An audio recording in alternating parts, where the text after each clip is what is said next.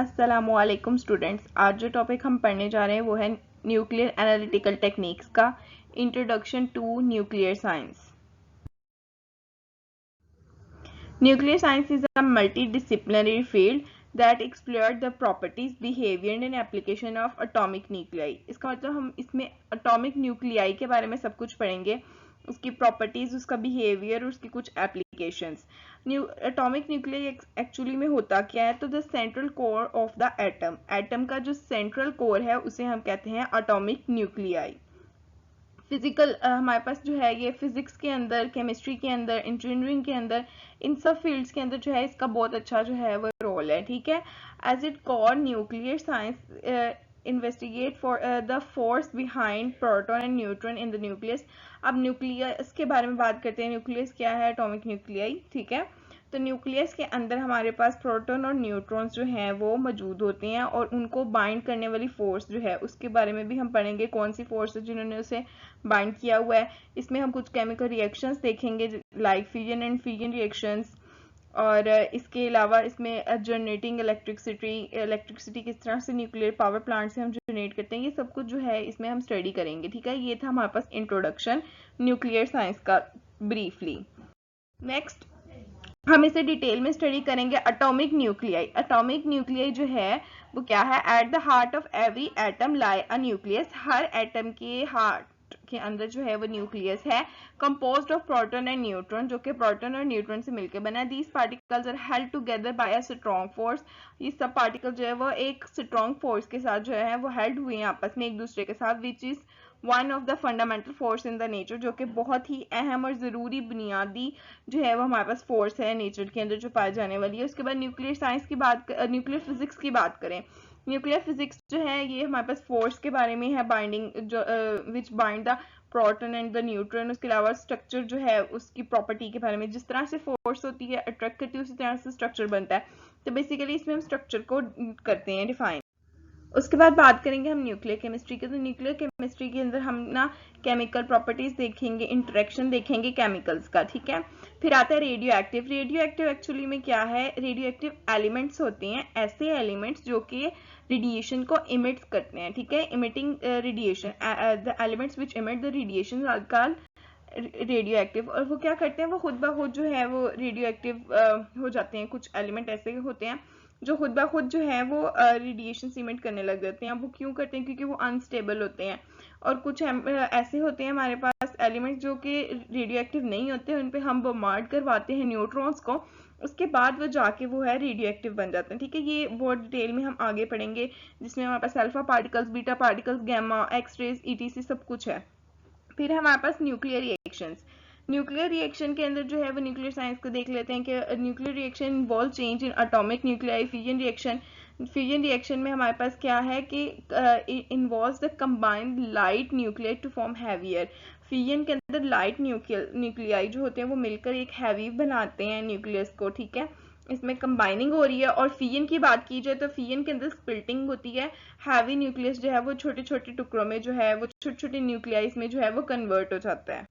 Nucleons की बात करें, न्यूक्लियॉन्स क्या है? तो न्यूक्लियॉन है हमारे पास सब atomic particles found in the nucleus. हमारे पास जो सब एटॉमिक पार्टिकल है, एक पूरा जो न्यूक्लियस है ना उसके जो छोटे छोटे पार्टिकल्स हैं उसको हम न्यूक्लियॉन्स कहते हैं, जिसमें हमारे पास प्रोटॉन और न्यूट्रॉन आते हैं। ठीक है, दो तरह के हमारे पास हम लोग जो है डिस्कस करेंगे, प्रोटॉन और न्यूट्रॉन। एक्चुअली में जो एटम है उसकी स्टेबिलिटी जो है वो इन्हीं दो पे डिपेंड करती है। ये आगे आपको अच्छे से पता चलेगा कि किस तरह से इन पे डिपेंड करती है जब हम आगे इनके पूरे फिनोमिना देखेंगे, इनके रेडियो एक्टिव डीके देखेंगे। प्रोटॉन आर पॉजिटिवली चार्ज सब एटॉमिक पार्टिकल्स। अब हम प्रोटॉन को देख लेते हैं। न्यूक्लियॉन के अंदर जो प्रोटॉन है वो क्या चीज़ है? तो ये पॉजिटिवली चार्ज हमारे पास सब एटॉमिक पार्टिकल है, और इसका जो है हमारे पास रिलेटिव चार्ज जो है वो +1 है। ठीक है, एटॉमिक मास यूनिट। ठीक है, उसके बाद अगर हम देखें तो ये जो प्रोटॉन है ये बहुत ही इंपॉर्टेंट रोल करता है, play in determining the chemical property of an element. Element की केमिकल प्रॉपर्टी बताने के लिए, because the number of proton in the nucleus is equal to the element atomic number. Atomic number जो है वो equal होता है हमारे प्रोटॉन नंबर के। तो इससे जब हमें एटॉमिक नंबर पता चल गया तो हम आइडेंटिफाई कर सकते हैं कि हमारा कौन सा जो है ये कंपाउंड है, सॉरी एटम है। नेक्स्ट न्यूट्रॉन की बात करें तो न्यूट्रॉन जो है वो इलेक्ट्रिकली न्यूट्रल होते हैं, मतलब कि न्यूट्रल है, इस पर कोई चार्ज नहीं होता, लेकिन फिर भी इसके जो हम approximately no net electrical charge है, इस पर चार्ज कोई नहीं है, लेकिन इसका मैस है, तो मैस अप्रोक्सीमेटली 1 AMU है, ठीक है।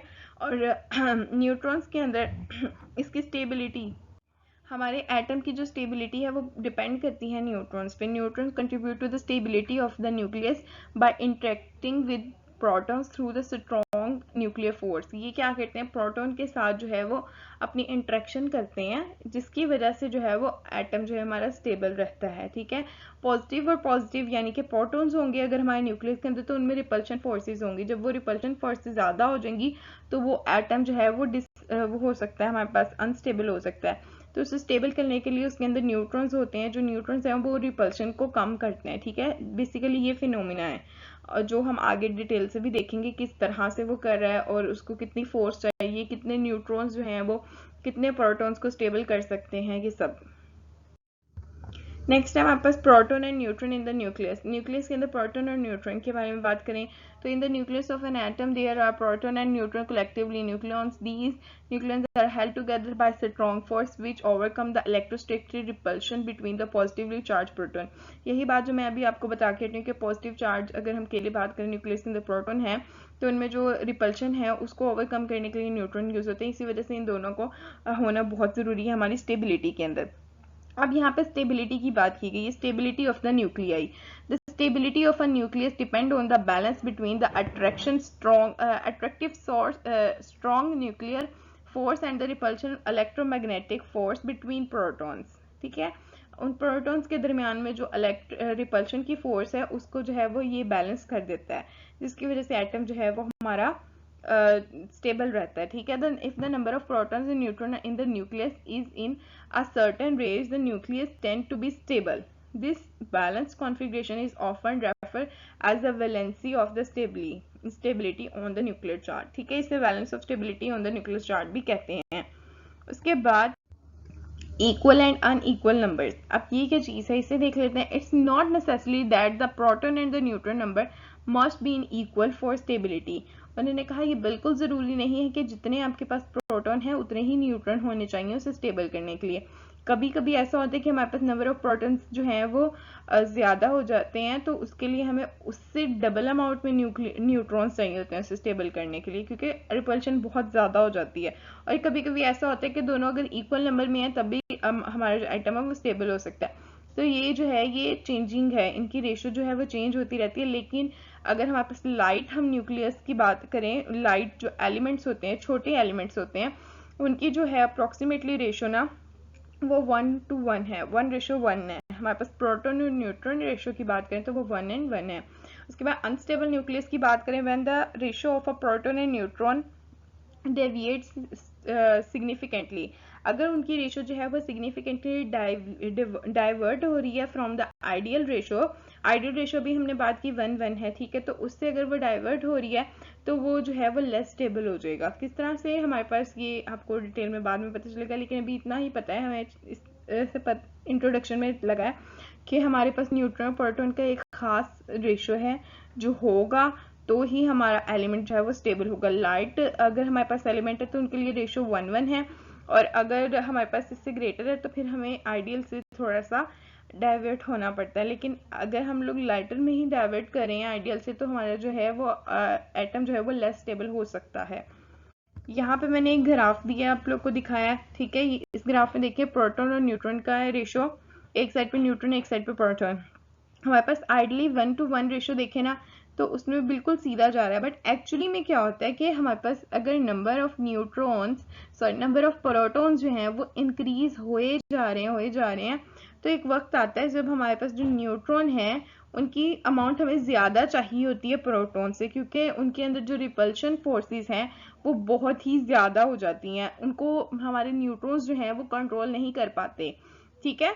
तो उनको कंट्रोल करने के लिए क्या चाहिए होता है, हमारे पास जो प्रोटॉन है उनकी अमाउंट से डबल न्यूट्रॉन चाहिए होते हैं, या ज़्यादा, थोड़े से ज़्यादा चाहिए होते हैं, ठीक है। तो उसको फाइंड आउट करने के लिए हम लोग कुछ फार्मूलाज यूज़ करेंगे, हम रेडियो एक्टिव डिके यूज़ करेंगे, रेडियो एक्टिव लॉ यूज़ करेंगे, वो सारा हम इस चैप्टर में डिटेल से पढ़ेंगे। ये था हमारा आज का टॉपिक जिसमें हमने इंट्रोडक्शन पढ़ा न्यूक्लियर साइंस का। Thanks for watching. Please like and subscribe the channel.